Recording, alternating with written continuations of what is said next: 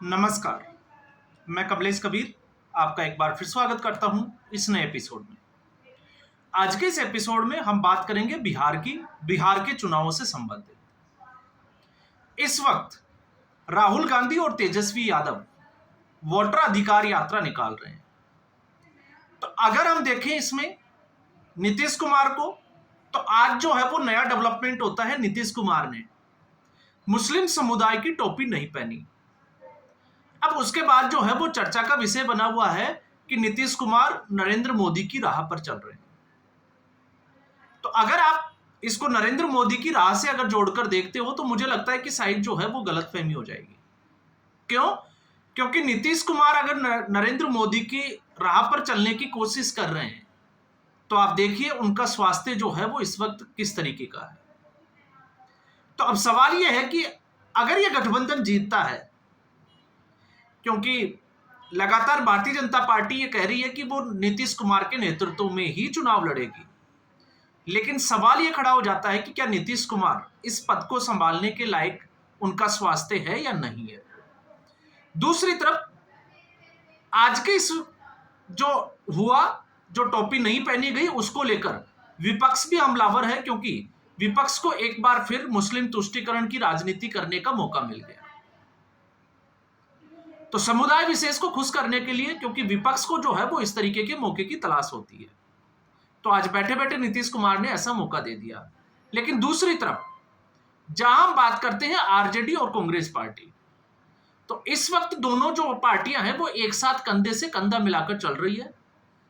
अगर हम इसको चुनाव से जोड़कर देखते हैं और हम ये सोचें कि आगे भी जो है वो ऐसे ही रहेगा, तो अभी चुनाव की तिथि की घोषणा जो है वो होना बाकी है, और उसके बाद में सबसे बड़ा पेच जो इस गठबंधन में आने वाला है वो है सीट बंटवारे को लेकर।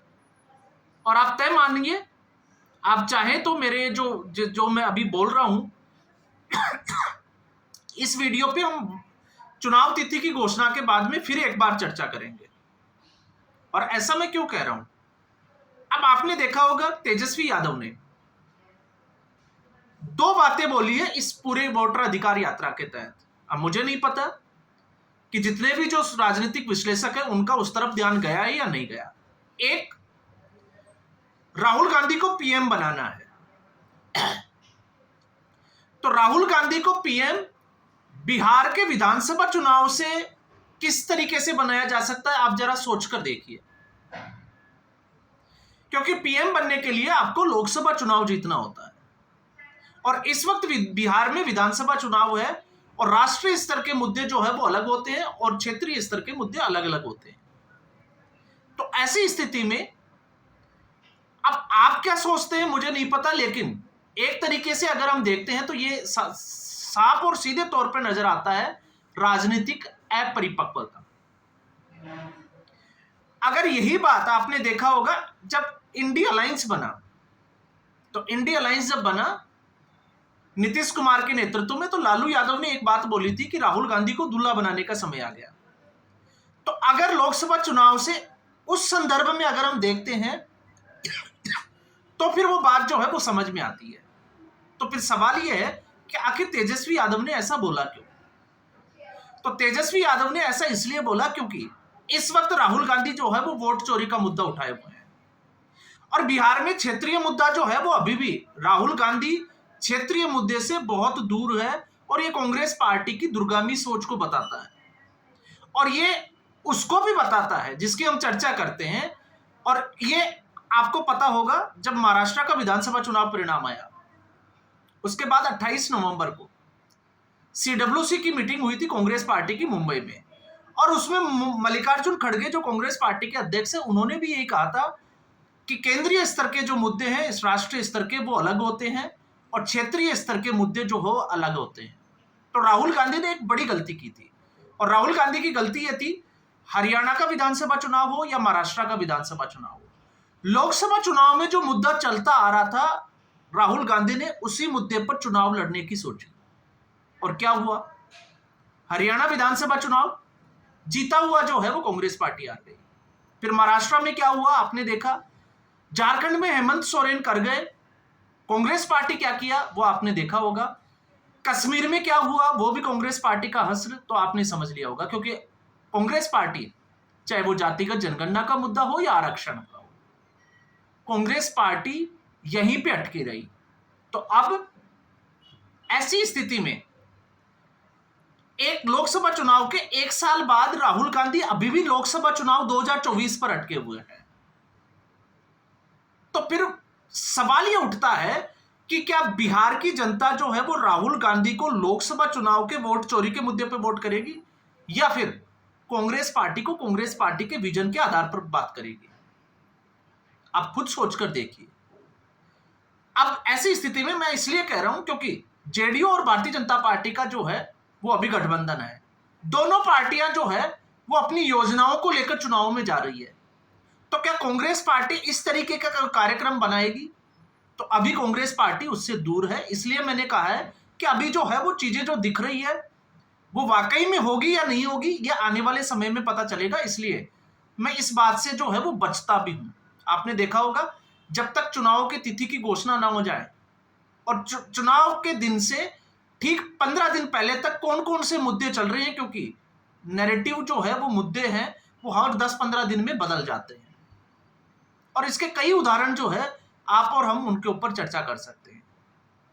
तो फिर तेजस्वी यादव ने राहुल को पीएम बनाने के लिए किस लिए कहा? सिर्फ और सिर्फ इसलिए कहा क्योंकि कांग्रेस पार्टी इस वक्त आरजेडी के साथ गठबंधन में है। तो याद करिए, इससे पहले यही आरजेडी ये कहती थी कि कांग्रेस पार्टी का स्ट्राइक रेट सही नहीं है, इसलिए हम इस बार जो है वो ज्यादा सीटों पर चुनाव लड़ेंगे, और अगर पिछली बार भी ज्यादा सीटों पर चुनाव लड़ते तो शायद सीटें जो है वो बढ़कर आती। अब ये तो हुई तेजस्वी यादव की एक बात। दूसरा, उन्होंने कहा कि इस बार जो है वो हम 100+ सीटें जीतकर आएंगे। तो साफ तौर से ये संदेश दिया है कांग्रेस पार्टी को कि इस बार आरजेडी जो है वो ज्यादा सीटों पर चुनाव लड़ने वाली है। इसलिए मैंने कहा है कि जो अभी जो दिख रहा है वो होगा, इस पर जो है वो यकीन नहीं किया जा सकता। ये सिर्फ और सिर्फ जो है वो जनता के मूड को पढ़ने का और ये पता करने के लिए कि जनता का जो है वो मन में क्या चल रहा है और राहुल गांधी के कितने फॉलोवर्स हैं। तो ये सिर्फ इससे ज्यादा नहीं है, क्योंकि इससे पहले कन्हैया कुमार ने यात्रा करके देख ली और अब राहुल गांधी जो है वो इस यात्रा में जुट रहे हैं। तो अगर तेजस्वी यादव ये कहें कि राहुल गांधी को पीएम बनाना है, तो इसका मतलब है तेजस्वी यादव साफ तौर से ये कह रहे हैं कि इस चुनाव में मुझे सीएम बनना है। अब ये कांग्रेस पार्टी ने तय करना है कि तेजस्वी यादव को सीएम का चेहरा कब डिक्लेयर करना है। तो अब शायद मुझे लग रहा है कि आपको ये बात समझ में आ रही होगी। दूसरा, ये इससे भी समझ में आएगी जब हम बात करते हैं आरजेडी और कांग्रेस पार्टी की। तो आपने देखा कांग्रेस पार्टी के दो बड़े चेहरे कन्हैया कुमार और पप्पू यादव। आरजेडी इनको एक जो है वो आरजेडी के आसपास भी नहीं आने देते। क्यों नहीं आने देते? पप्पू यादव यादव समाज से आते हैं, और कन्हैया कुमार, अगर आप तेजस्वी यादव और कन्हैया कुमार की एज को देखोगे तो एक सिमिलर सी एज जो है वो दिखाई देगी। तो आरजेडी कभी नहीं चाहेगी कि कोई तेजस्वी यादव का कॉम्पिटिटर जो है वो उनके साथ खड़ा, क्योंकि इससे तेजस्वी यादव का जो कैरियर है उसके ऊपर आपको पता ही है सवालिया निशान खड़ा हो जाएगा। तो इसलिए अभी भी आप देखिए कन्हैया कुमार और पप्पू यादव इस वोटर अधिकार यात्रा में दोनों ही सुर्खियों में नहीं है। बहुत कम आपको जो है वो सुनने को मिलेगा कि ये लोग कर क्या रहे हैं।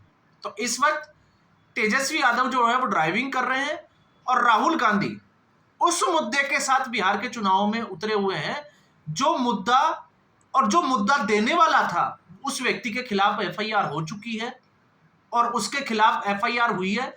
जांच होगी, क्या होगा आगे मैं उसके बारे में तो नहीं कह रहा, लेकिन उसने पूरा जो वोटर चोरी का जो नैरेटिव था राहुल गांधी का, उसको एक ही पल में उसी दिन ध्वस्त कर दिया था जिस दिन संजय कुमार ने अपना जो 17 अगस्त का ट्वीट था उसको वापस डिलीट करके अलग अलग मीडिया चैनल पे आकर ये कह दिया था कि मैं माफी मांगता हूं, उनकी टीम से जो है वो डेटा सर्वे में गलती हुई है, गलत डेटा उठा लिया, गलत तरीके से कंपेयर कर दिया।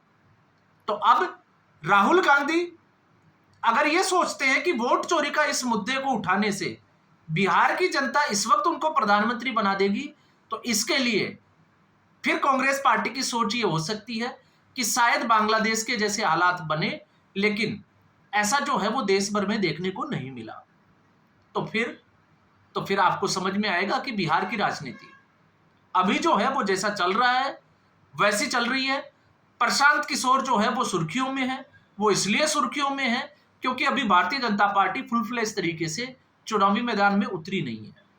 और जैसे ही आपने देखा, कल देखिएगा प्रधानमंत्री नरेंद्र मोदी बिहार का ये दौरा करेंगे और उसके बाद में पूरा मीडिया का फोकस जो है वो भारतीय जनता पार्टी की तरफ, प्रधानमंत्री की तरफ जब होगा, उसके बाद समझ में आएगा प्रशांत किशोर को कि राजनीति जो है वो किस तरीके से जा रही है।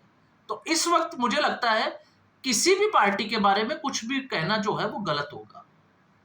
धीरे धीरे चुनावी प्रक्रिया में अब जब हम जाएंगे तब पता चलेगा कि अभी जो यात्रा चल रही है या इससे पहले जो पलायन रोको यात्रा थी उसका प्रभाव कितना है। हालांकि एक समुदाय और एक जिसको हम कहते हैं कि यादव फैक्टर वो जरूर काम करने वाला है, उससे जो है वो हम नकार नहीं सकते, लेकिन फिर भी ऐसे बहुत सारे मुद्दे हैं जिस पर बात करना अभी बाकी है। और इस वक्त अगर हम उसके ऊपर बात करेंगे जैसे कि लोग कर रहे हैं, कुछ लोग ओपिनियन पोल भी दे रहे हैं, कुछ और भी कर रहे हैं, तो मुझे लगता है कि वो बहुत जल्दबाजी दिखा रहे हैं। और ऐसी जल्दबाजी में हश्र जो है वो वैसा ही होगा जैसे संजय कुमार की दुर्गति पिछले 5-7 साल से हो रही है। तो आज के एपिसोड में बस इतना ही। उम्मीद करूंगा वीडियो एपिसोड आपको पसंद आया होगा। वीडियो को लाइक करें, शेयर करें, चैनल जरूर सब्सक्राइब करें। धन्यवाद।